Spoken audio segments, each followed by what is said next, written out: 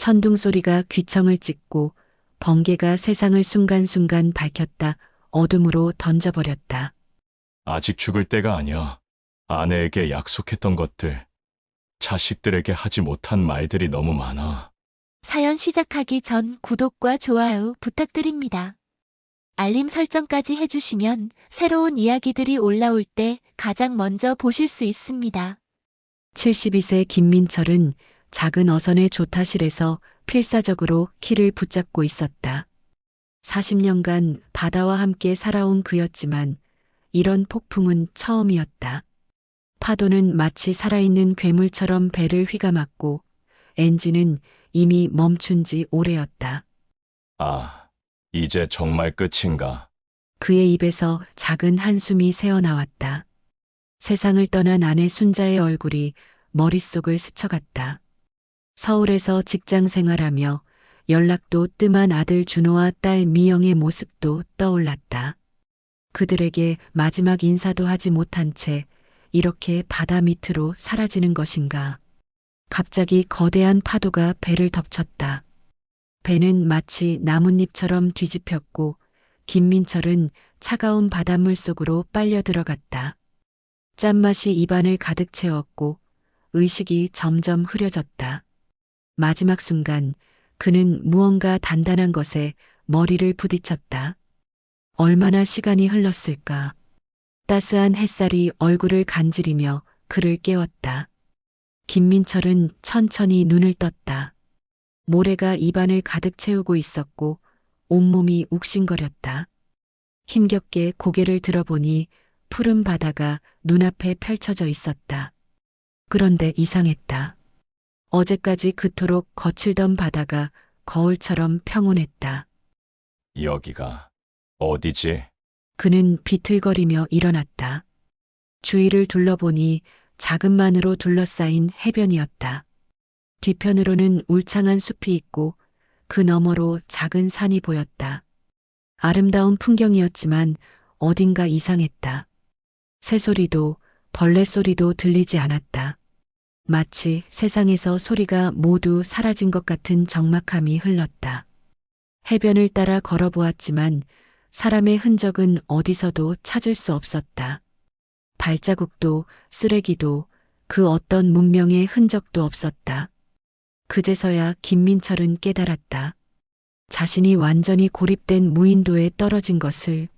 목이 타들어갔다. 바닷물은 마실 수 없고 민물을 찾아야 했다. 숲속으로 들어가며 그는 작은 계곡을 발견했다. 맑은 물이 흘러내리고 있었다. 두 손으로 물을 떠서 마시니 달콤했다. 그런데 물을 마시며 고개를 들었을 때 그는 섬뜩한 것을 발견했다. 계곡 주변 나무들에 하얗게 바랜 뼈들이 걸려 있었다. 사람의 것인지 동물의 것인지 알 수 없는 뼈들이 바람에 달각거리며 울리고 있었다. 순간 등골이 서늘해졌다. 이곳은 단순한 무인도가 아니었다. 뭔가 불길한 기운이 감도는 곳이었다. 해가 지기 시작했다. 밤이 되면 더욱 위험할 것이다. 김민철은 해변가에서 작은 움막을 만들기로 했다. 떠밀려온 나무 토막들과 커다란 나뭇잎들을 모아 임시 거처를 마련했다. 배고픔이 몰려왔지만 어둠 속에서 음식을 구하기는 위험했다. 첫날 밤 그는 파도 소리를 들으며 생각했다.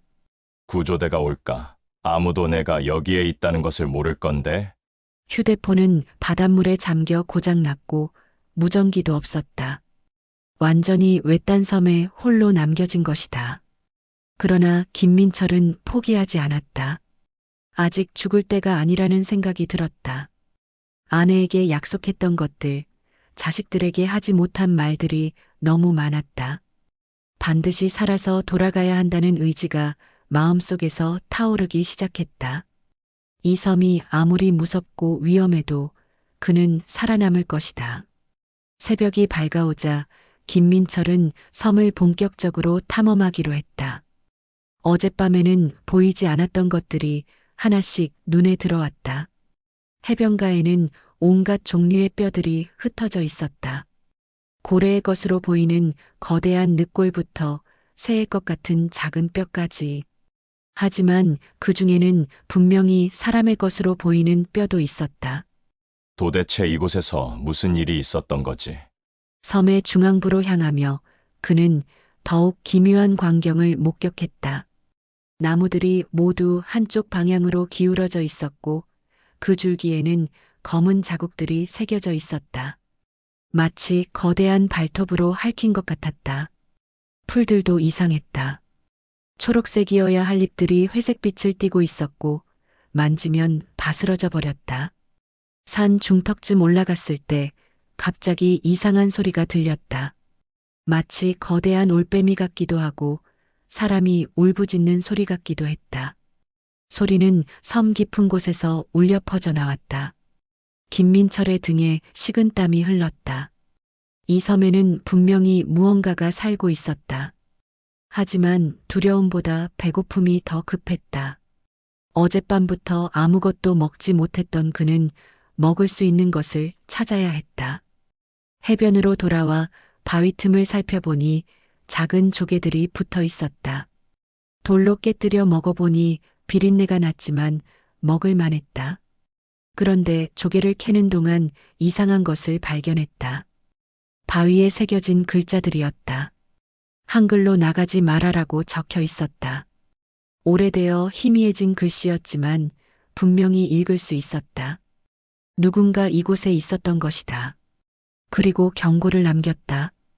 무엇을 나가지 말라는 것일까? 오후가 되자 갈증이 심해졌다. 어제 발견한 계곡으로 가서 물을 마시려 했지만 낮에 보니 더욱 끔찍했다. 나무에 걸린 뼈들 사이로 썩은 고기 냄새가 풍겼고 파리들이 윙윙거렸다. 하지만 목이 너무 말라서 어쩔 수 없이 물을 마셔야 했다. 물을 마시고 돌아오는 길에 김민철은 또 다른 기괴한 광경을 보았다. 땅 위에 완벽한 원형으로 뼈들이 배치되어 있었던 것이다. 마치 누군가 일부러 그렇게 놓은 것 같았다. 원의 중앙에는 검게 탄 자국이 있었고 그 주변으로 하얀 재가 흩어져 있었다. 이곳은 재단인가? 오싹한 기분이 들었지만 김민철은 계속 탐험을 해야 했다. 살아남기 위해서는 이 섬의 비밀을 알아야 했다. 섬의 서쪽 끝으로 가보니 절벽이 나타났다. 아래로는 까마득한 바다가 펼쳐져 있었고 절벽면에는 이상한 그림들이 그려져 있었다. 그림들은 분명히 사람이 그린 것이었다. 하지만 그 내용이 소름 끼쳤다. 거대한 그림자가 작은 인간들을 집어삼키는 모습, 바다에서 올라오는 괴물의 모습, 그리고 절망에 빠진 사람들의 얼굴들.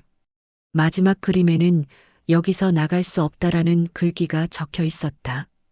해가 서쪽으로 기울기 시작했다. 어둠이 오기 전에 안전한 곳으로 돌아가야 했다. 그런데 돌아가는 길에 또 그 소리가 들렸다. 이번에는 더 가까웠다. 마치 자신을 따라오는 것 같았다. 김민철은 발걸음을 재촉했다. 해변의 움막에 도착했을 때는 이미 어둠이 내리고 있었다. 그는 작은 모닥불을 피웠다. 불빛이 있어야 안전할 것 같았다. 조개 몇 개를 구워 먹으며 그는 생각했다. 이 섬은 분명히 보통 섬이 아니다. 누군가 여기에 갇혀 살다가 죽어간 것 같다. 그리고 그들은 모두 경고를 남겼다. 나가지 마라. 여기서 나갈 수 없다. 하지만 김민철은 다짐했다. 아무리 이상한 섬이라도, 아무리 위험하다고 해도 반드시 탈출할 것이다. 가족들이 기다리고 있다. 아내의 산소에 찾아가 약속을 지켜야 한다. 자식들에게 사과하고 용서를 구해야 한다. 이 저주받은 섬이 자신까지 삼키게 둘 수는 없다. 밤이 깊어갈수록 그 이상한 울음소리는 더욱 가까워졌다. 하지만 김민철은 불을 꺼뜨리지 않았다. 살겠다는 의지로 버텨낼 것이다. 섬에 온 지 일주일이 지났다. 김민철은 점차 이곳에서 살아가는 법을 터득해가고 있었다. 매일 아침 일어나면 가장 먼저 하는 일은 바닷가에서 조개를 캐는 것이었다. 처음에는 돌로 깨뜨려 먹었지만 이제는 조개 껍질의 날카로운 부분을 이용해 칼처럼 사용할 수 있게 되었다. 물 문제도 어느 정도 해결했다. 큰 나뭇잎들을 엮어서 빗물을 받는 그릇을 만들었고 조개 껍질을 이용해 계곡물을 떠다 저장했다. 젊었을 때 농사일을 하며 배운 지혜들이 하나둘씩 되살아났다. 할아버지가 알려주신 야생에서 살아남는 방법들이 지금 이 절체절명의 순간에 도움이 되고 있었다. 물은 생명이다. 그리고 불은 희망이다. 할아버지의 말씀이 떠올랐다. 김민철은 매일 밤 모닥불을 피웠다.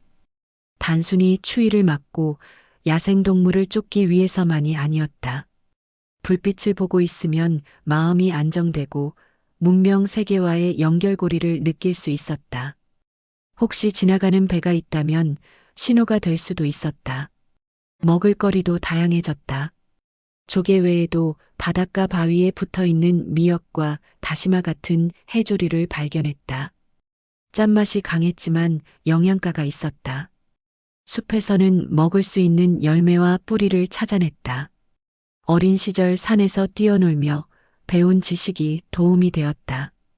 독이 있는 식물과 먹을 수 있는 식물을 구분하는 법을 기억해낸 것이다. 하지만 가장 큰 문제는 외로움이었다. 사람은 혼자서는 살 수 없는 존재라는 것을 절실히 깨달았다. 말할 사람이 없어서 혼자 중얼거리는 일이 많아졌다. 가끔은 바위나 나무를 향해 이야기를 하기도 했다. 특히 해변에 있는 커다란 바위에게 자주 말을 걸었다. 바위야, 오늘은 조개를 15개나 잡았다. 그런데 말이야, 집에 있는 순자가 그리워서 미치겠다. 그러던 어느 날 섬 동쪽 해변에서 신기한 것을 발견했다. 커다란 대나무들이 떠밀려와 있었던 것이다. 아마도 어디선가 흘러온 것 같았다. 김민철의 눈이 반짝였다. 이것으로 뗏목을 만들 수 있을 것이다. 탈출의 가능성이 보이기 시작했다. 하지만 대나무들을 묶을 재료가 필요했다. 숲을 뒤져서 질긴 덩굴들을 찾아냈다. 칡넝쿨이었다. 이것들을 엮어서 밧줄을 만들 수 있을 것이다. 며칠에 걸쳐 덩굴을 모으고 말려서 튼튼한 밧줄을 만들었다. 손은 까지고 피가 났지만 포기하지 않았다. 뗏목 제작이 시작되었다. 대나무 6개를 나란히 놓고 덩굴로 단단히 묶었다. 중간중간에 가로지르는 대나무도 넣어서 구조를 튼튼하게 만들었다. 젊었을 때 목공일을 해본 경험이 도움이 되었다.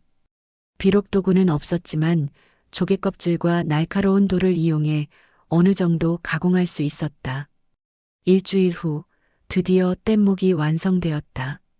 길이가 3m, 폭이 2m 정도 되는 작은 뗏목이었지만 사람 하나가 타기에는 충분해 보였다. 김민철은 시험 삼아 바다에 뛰어보았다. 다행히 가라앉지 않고 잘 떠 있었다. 하지만 방향을 조절할 로와 돛이 필요했다. 노는 곧은 나뭇가지를 깎아서 만들었고 돛은 자신이 입고 있던 셔츠를 찢어서 만들었다. 물론 제대로 된 배에 비하면 조악했지만 이것만으로도 바다를 건널 수 있을 것 같았다. 문제는 방향이었다. 어느 방향으로 가야 육지에 닿을 수 있을까? 밤마다 별을 관찰했다. 북극성을 찾아서 방향을 정하려고 했다. 젊었을 때 어부 생활을 하며 배운 항해술을 기억해냈다. 태양이 뜨고 지는 방향으로 동서남북을 파악하고 별의 위치로 자신의 위치를 추정하는 방법을 되살려냈다. 그런데 막상 출발하려고 하니 두려움이 밀려왔다. 이 작은 뗏목으로 과연 바다를 건널 수 있을까? 만약 폭풍이 온다면? 상어를 만난다면? 하지만 이곳에 머물러 있어도 언젠가는 죽을 것이다. 차라리 바다에서 죽더라도 시도는 해봐야 한다고 생각했다. 출발 전날 밤 김민철은 오랫동안 불을 바라보며 생각했다. 이 섬에서의 한 달은 그에게 많은 것을 가르쳐 주었다. 자연과 함께 사는 법, 절망 속에서도 희망을 잃지 않는 법, 그리고 정말 중요한 것이 무엇인지. 만약 살아서 집에 돌아간다면 남은 인생을 어떻게 살아야 할지도 알 것 같았다. 내일은 생사를 건 모험이 시작되는 날이다. 뗏목을 완성한 그날 밤, 김민철은 잠을 이룰 수 없었다. 하지만 바다로 나가는 것보다 더 큰 문제가 있었다. 바로 자신의 과거와 마주하는 것이었다. 어둠 속에서 모닥불을 바라보며 그는 지난 72년의 인생을 되돌아보기 시작했다. 순자야, 미안하다. 죽은 아내에게 속삭였다. 결혼한 지 40년 동안 그는 정말 좋은 남편이었을까? 생각해보니 부끄러운 일들이 너무 많았다. 술에 취해 집에 늦게 들어가던 날들, 아내가 아플 때 제대로 돌보지 못했던 일들, 마지막 순간에도 병원에 있지 못했던 것. 아내는 혼자 세상을 떠났다. 김민철이 낚시를 나갔을 때였다. 그때 왜 낚시를 갔을까? 순자가 아프다고 했는데 가슴이 미어졌다. 아내의 마지막 말이 떠올랐다. 여보, 나중에 꼭 부산 바다에 같이 가요. 신혼여행 때처럼. 하지만 그 약속은 지켜지지 않았다. 아내가 세상을 떠난 후 김민철은 혼자 부산 바다에 갔었다. 그리고 아내의 사진을 보며 혼자 울었다. 아들 준호 이야기도 가슴 아팠다. 준호는 서울에서 회사원으로 일하고 있었지만 아버지와는 거의 대화를 하지 않았다. 어린 시절 너무 엄하게 키운 탓이었다. 공부하라고 호통치고 때로는 매까지 들었던 기억이 났다. 준호가 대학에 갈 때도 남자는 돈을 벌어야 한다며 인문학과 대신 경영학과를 강요했었다. 아들아, 아버지가 틀렸다. 내가 하고 싶은 공부를 했어야 했는데. 딸 미영은 어떨까? 미영이는 부산에서 미용사를 하고 있었다. 결혼은 했지만 아이가 없었다. 김민철은 손자를 보고 싶어서 계속 재촉했었다. 언제 애를 낳을 거냐? 고 물어보면 미영이는 항상 아직 때가 아니에요라고 대답했다. 이제 와서 생각해보니 딸에게도 너무 많은 것을 강요했던 것 같았다. 자식들과의 관계가 이렇게 멀어진 것도 결국 자신의 책임이었다. 가부장적이고 권위적인 아버지였던 것이다. 사랑한다는 말 한 번 제대로 해본 적이 없었고 미안하다는 말도 자존심 때문에 하지 못했다. 어린 시절 자신의 아버지에게서 배운 대로만 살았던 것이다. 그런데 이 섬에 오고 나서야 깨달았다. 정말 중요한 것이 무엇인지, 돈도 권위도 체면도 아무 소용없다는 것을. 진짜 중요한 것은 사랑하는 사람들과 함께 보내는 시간이고 서로에게 따뜻한 말을 해주는 것이라는 것을. 살아서 돌아간다면 꼭 아이들에게 사과할 거야. 그리고 사랑한다고 말해줄 거야. 바닷바람이 불어와 모닥불을 흔들었다. 불길이 춤추는 것을 보며 그는 더 깊은 상처를 들여다보게 되었다. 어린 시절의 기억이었다. 아버지는 한국 전쟁 때 돌아가셨고 어머니는 홀로 새 아이를 키우느라 고생하셨다. 김민철은 장남으로서 일찍 어른이 되어야 했다. 13살 때부터 막노동을 해서 돈을 벌었고 동생들 학비를 댔다. 자신은 중학교도 제대로 마치지 못했지만 동생들은 대학까지 보냈다. 하지만 성공한 동생들은 형을 잊어버린 것 같았다. 명절에나 얼굴을 볼 뿐 평소에는 연락도 하지 않았다. 그것이 서러웠고 그 서러움이 자식들에게 전해진 것 같았다. 내가 왜 이렇게 외로운 사람이 되었을까? 별들이 하늘에서 반짝였다. 어린 시절 어머니와 함께 별을 보며 소원을 빌던 기억이 났다. 민철아, 저 별들이 모두 우리를 지켜보고 있단다. 힘들 때는 별에게 이야기해봐라. 어머니의 목소리가 들리는 것 같았다. 그때 갑자기 바람이 거세졌다. 모닥불이 꺼질 뻔했지만 김민철은 재빨리 나뭇가지를 더 넣었다. 불은 다시 활활 타올랐다. 그 순간 그는 깨달았다. 자신의 인생도 이 불과 같다는 것을. 바람이 불어서 꺼질 뻔하지만 다시 일으켜 세울 수 있다는 것을. 아직 늦지 않았어. 살아서 돌아가서 모든 걸 바로잡을 거야. 그날 밤 김민철은 오랜만에 평안한 잠에 들었다. 꿈에서 순자를 만났다. 아내는 젊은 시절의 모습으로 나타나서 웃고 있었다. 여보, 힘내요. 아직 할 일이 남았잖아요. 아내의 목소리가 따뜻했다. 그리고 준호와 미영이도 어린 시절 모습으로 나타나서 아빠 사랑해요라고 말했다.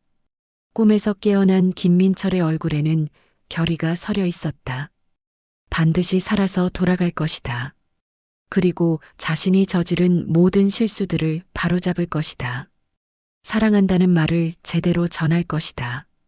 이 섬에서의 시간이 그에게 가장 중요한 깨달음을 준 것이다.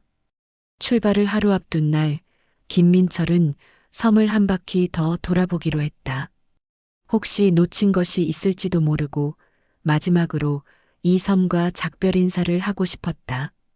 북쪽 해안을 따라 걷다가 그는 전에 보지 못했던 작은 동굴을 발견했다. 입구가 바위로 가려져 있어서 지나치기 쉬운 곳이었다. 호기심에 이끌려 동굴 안으로 들어갔다. 어둡고 습했지만 위험해 보이지는 않았다. 조금 더 깊숙이 들어가자 놀라운 광경이 펼쳐졌다. 동굴벽에 수많은 글씨들이 새겨져 있었던 것이다. 한글, 한자, 그리고 알아볼 수 없는 외국어들까지. 1943년 3월, 일본군에 쫓겨 이곳에 오게 되었다. 강만수. 1967년 여름, 태풍으로 배가 난파되어 떠밀려왔다. 박영호. 1982년 가을, 어디인지 모르겠다. 집에 가고 싶다. 이술래.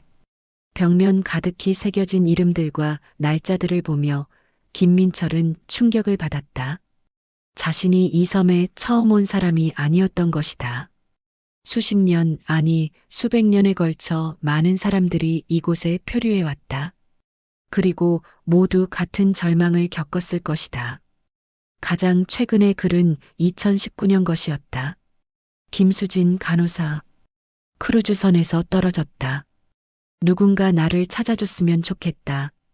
글씨가 깔끔하고 정성스러웠다. 아마 젊은 여성이었을 것이다. 그런데 그녀는 지금 어디에 있을까? 동굴 더 깊숙한 곳으로 들어가자 더욱 놀라운 것이 있었다. 작은 나무 상자였다. 상자를 열어보니 안에 낡은 노트가 들어 있었다.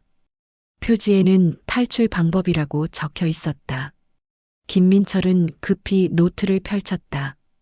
이 섬에서 나가는 방법은 오직 하나뿐이다. 남동쪽으로 정확히 15해리 지점에 해류의 변곡점이 있다.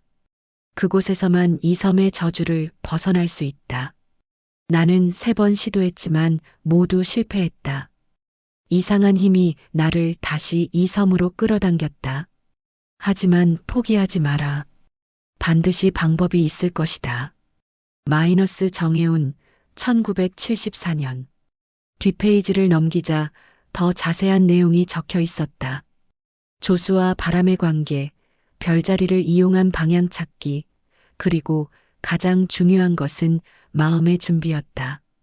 정혜운이라는 사람은 이 섬의 비밀을 어느 정도 파악한 것 같았다. 이 섬은 단순한 무인도가 아니다. 어떤 초자연적인 힘이 작용하고 있다. 절망하는 자는 영원히 갇히고 희망을 잃지 않는 자만이 탈출할 수 있다. 내가 실패한 이유는 두려움 때문이었다. 다음에 시도할 사람은 절대 두려워하지 마라. 노트의 마지막 페이지에는 간단한 지도가 그려져 있었다. 섬의 모양과 주변 해류의 방향, 그리고 탈출 경로가 표시되어 있었다. 김민철은 가슴이 뛰었다. 이것은 보물지도나 다름없었다. 하지만 동시에 의문이 들었다. 이렇게 상세한 정보가 있는데도 왜 정혜운은 탈출하지 못했을까? 동굴에서 나오며 김민철은 복잡한 생각에 빠졌다. 이 섬에 초자연적인 힘이 있다는 것이 사실일까? 아니면 단순히 지리적인 조건 때문에 탈출이 어려운 것일까? 하지만 그동안 경험한 이상한 일들을 생각해보면 뭔가 특별한 힘이 있는 것 같기도 했다. 그날 오후 김민철은 뗏목의 마지막 점검을 했다.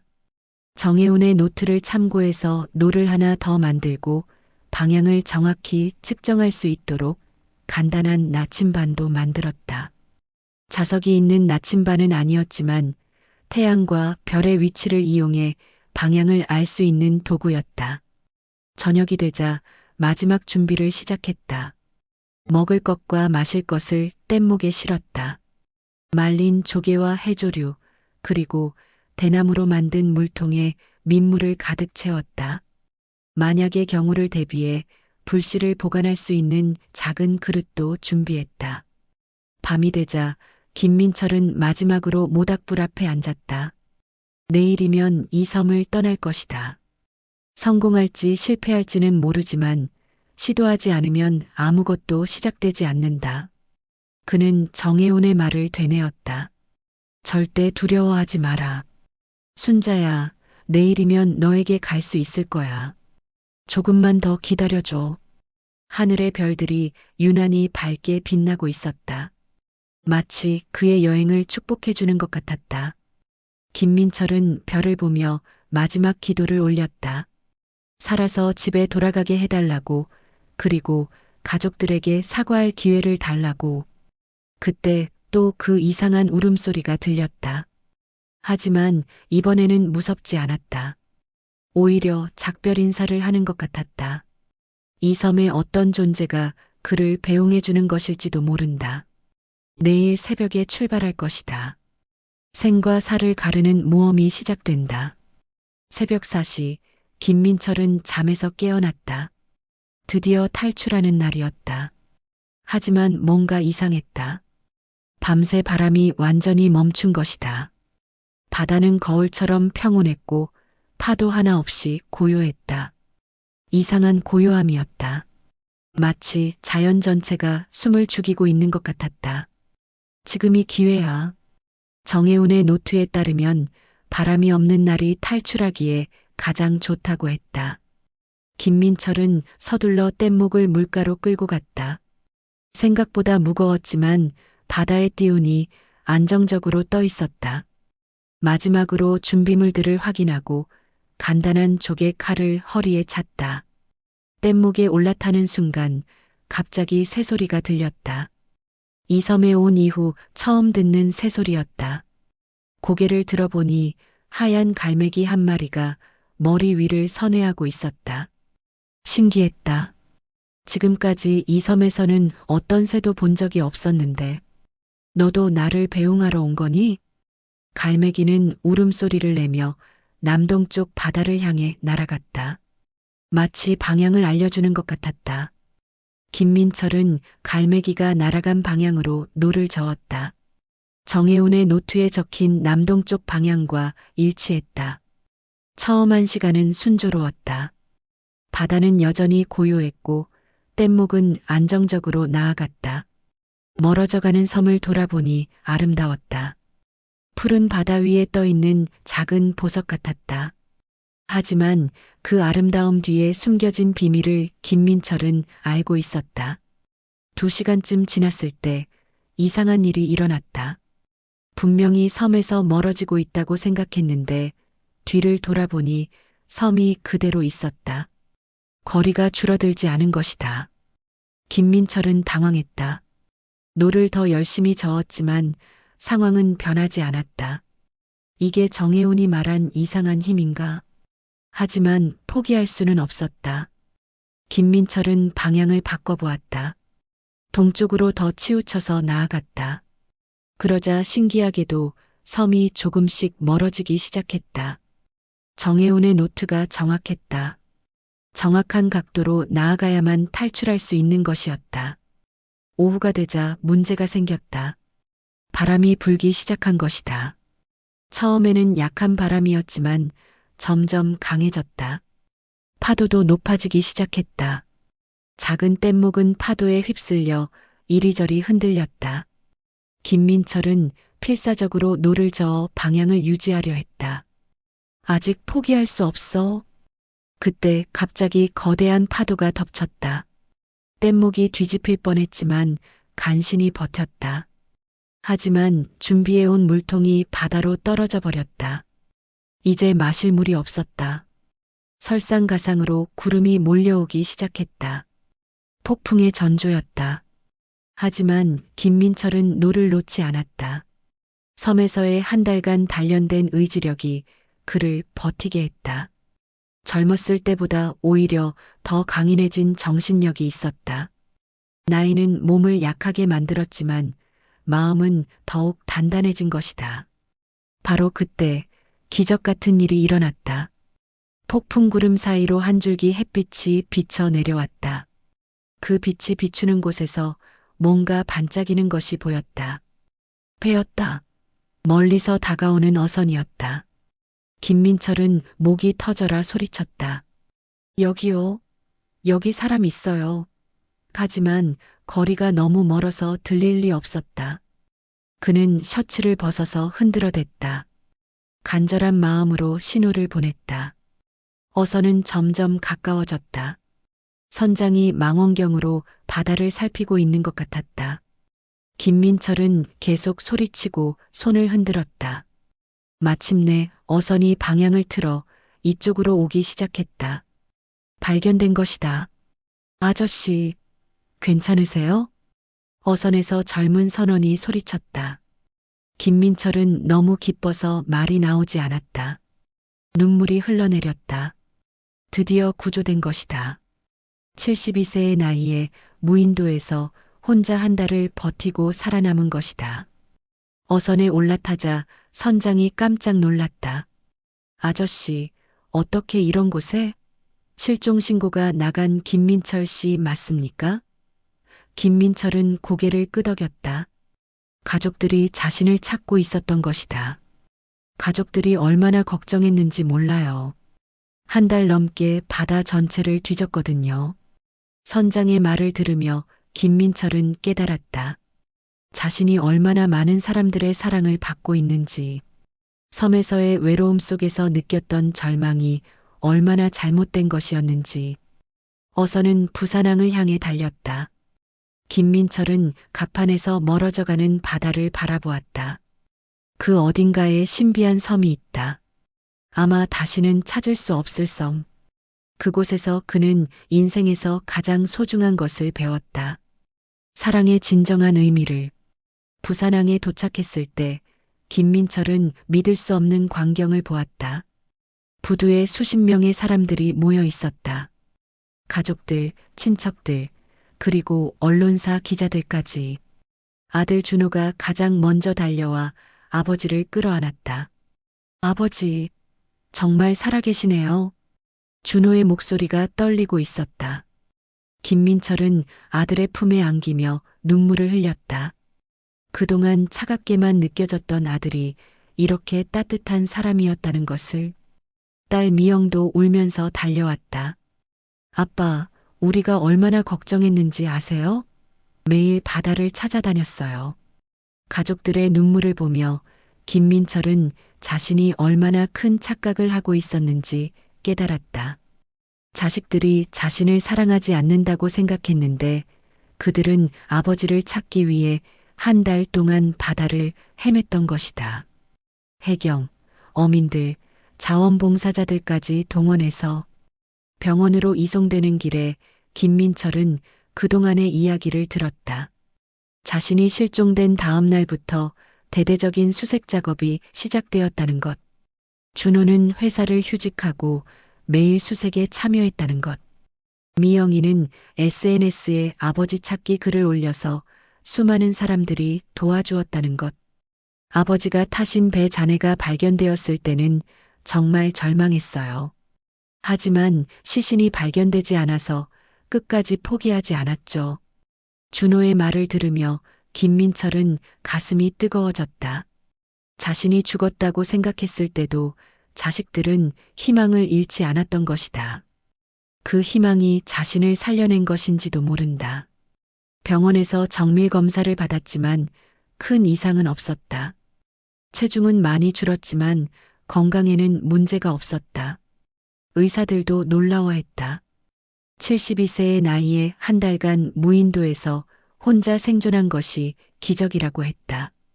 입원한 첫날 밤 김민철은 준호와 둘이 오랜 이야기를 나눴다. 그동안 하지 못했던 이야기들을. 김민철은 먼저 사과했다. 준호야, 아버지가 미안하다. 너를 너무 엄하게 키웠구나.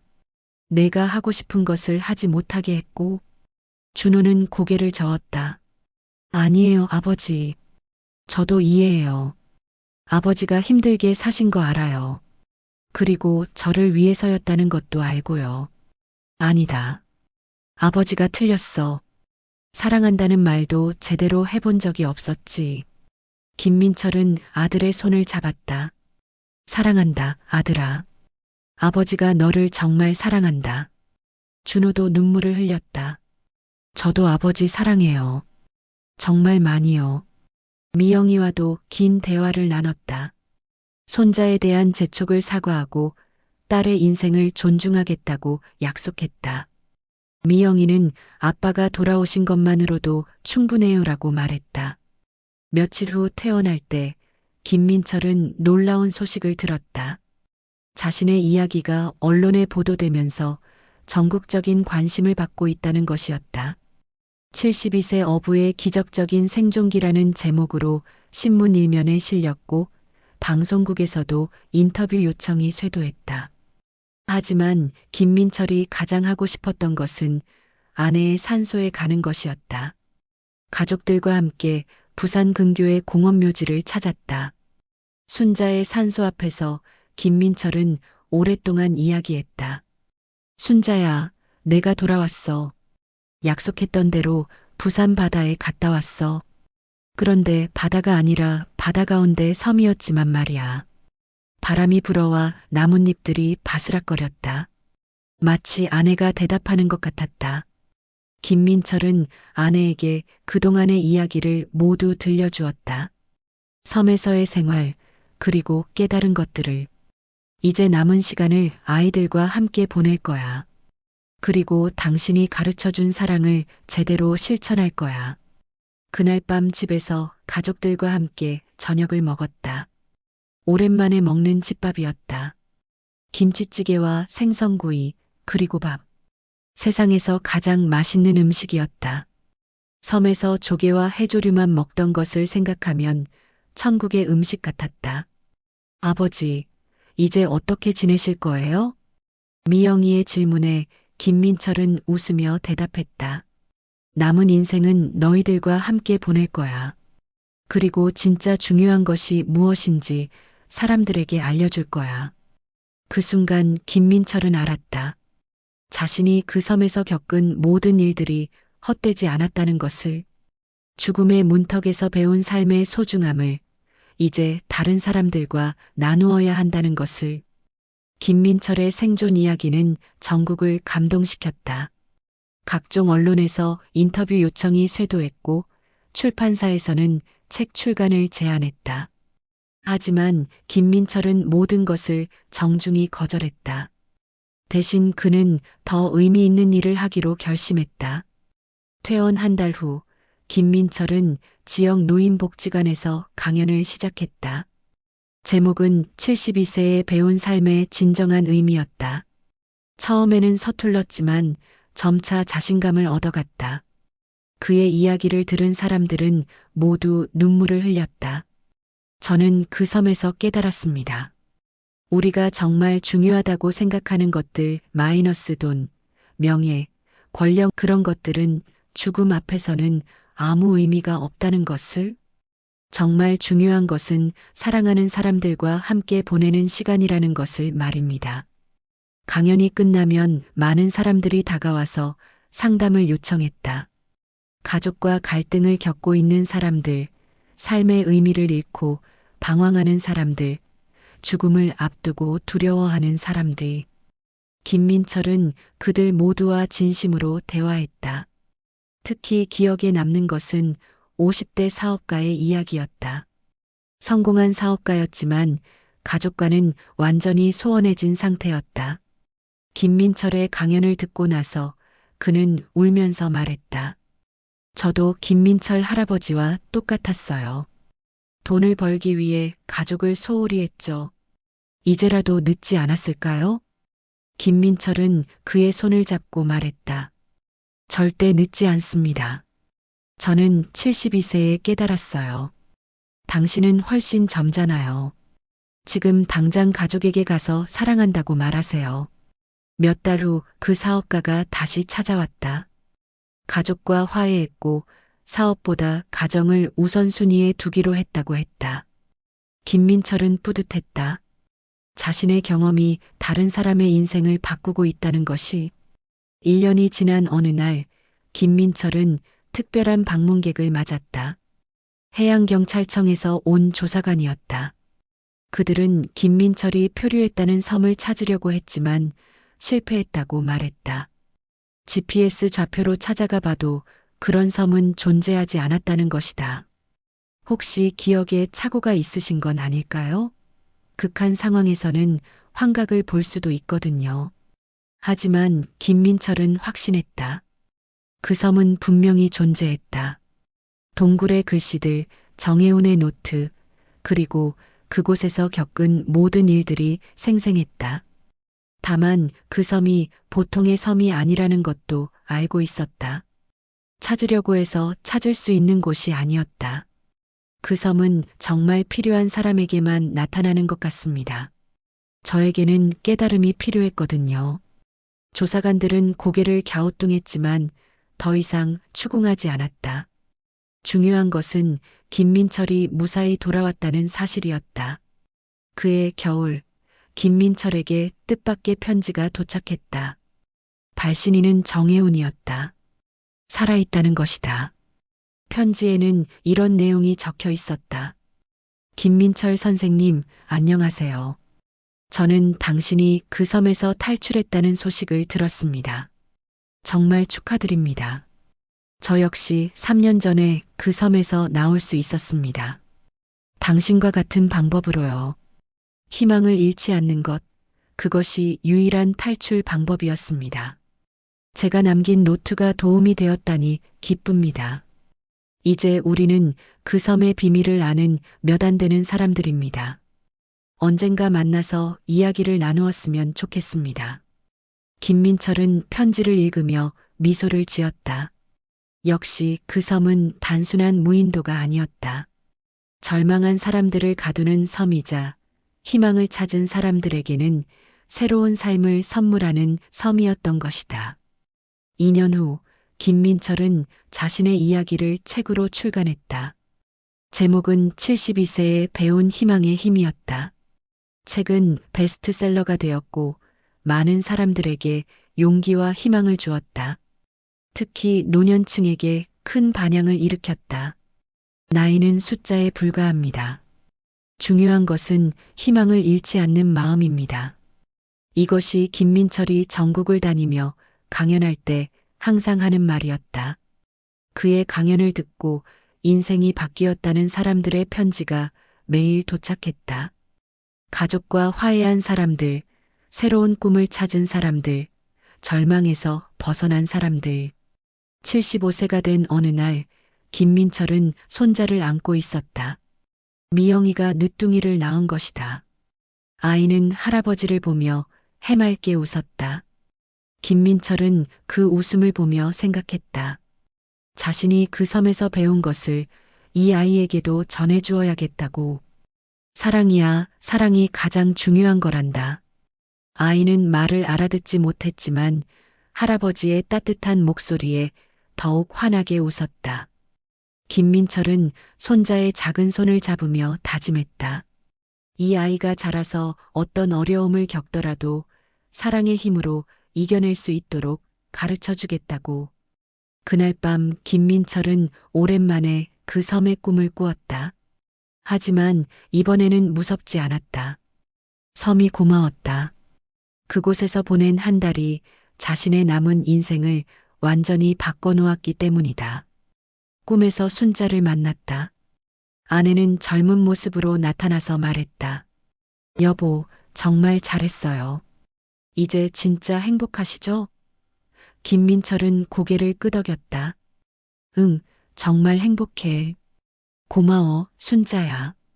김민철 할아버지의 이야기는 우리에게 중요한 진실을 알려줍니다. 진정한 생존은 단순히 살아남는 것이 아닙니다. 사랑의 의미를 깨닫고 소중한 사람들과의 관계를 회복하는 것입니다. 72세의 나이에도 새로운 희망을 발견할 수 있다는 것, 절망적인 상황에서도 포기하지 않는 의지가 기적을 만들어낸다는 것을 보여주었습니다. 우리 모두에게는 각자의 무인도가 있습니다. 외로움, 절망, 후회의 선말입니다. 하지만 김민철 할아버지처럼 사랑의 힘으로 그 섬에서 탈출할 수 있습니다. 나이가 들었다고 해서 인생이 끝나는 것이 아닙니다. 오히려 진정한 지혜를 얻고 사랑의 참된 의미를 깨달을 수 있는 시간입니다. 오늘 당장 사랑하는 사람에게 사랑한다고 말해보세요. 미안하다고 용서를 구해보세요. 그것이 바로 김민철 할아버지가 그 신비한 섬에서 우리에게 전해주는 가장 소중한 메시지입니다. 희망을 잃지 마세요. 사랑을 포기하지 마세요. 당신의 인생에도 반드시 새로운 해가 떠오를 것입니다. 오늘 사연 어떠셨나요? 마음에 닿으셨다면 구독과 좋아요 부탁드립니다. 이야기가 널리 알려질 수 있도록 공유해 주시면 더 큰 행운이 찾아오실 거예요. 끝까지 시청해 주셔서 감사합니다.